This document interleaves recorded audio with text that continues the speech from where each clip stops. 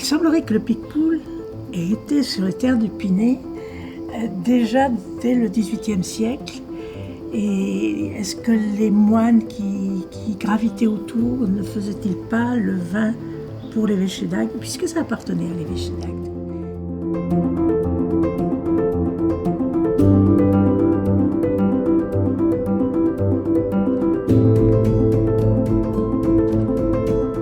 J'ai toujours entendu parler du Picpoul. Mon père, ingénieur agro, a toujours planté du Picpoul.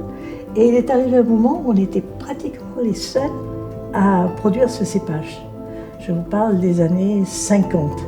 Alors, on a une exploitation entre ma mère et moi de 80 hectares et qui est répartie sur 3 communes, donc Pinet, Pomerol et Florensac. Et en surface en Picpoul, nous sommes également sur les 3 communes, donc ça nous permet d'avoir 3 terroirs un petit peu différents et nous avons à peu près 25 hectares.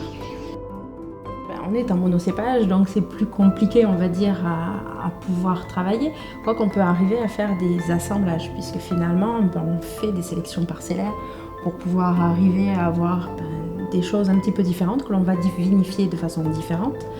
Et ensuite, on voit si on peut réassembler. Mettons, nous, au niveau du domaine, j'ai plusieurs cuvées. Je vinifie séparément en fonction des terroirs, en fonction de la sélection que l'on fait, de la maturité. Ce qui me permet d'avoir une palette qui est un petit peu plus large, on va dire. Et au moment des assemblages, on voit si on peut réassembler telle ou telle cuve ou si on la laisse toute seule.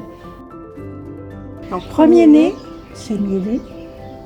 Et c'est surtout cire d'abeille, quand on connaît la cire d'abeille. Ensuite, on va expliquer qu'il faut vraiment oxygéner et aérer notre vin. On aère. Et là, on va partir sur le fruit exotique. Litchi et mangue. Donc on a une sensation de rondeur qui nous permet de retrouver la notion de miel que l'on avait au départ. Les fruits exotiques réapparaissent.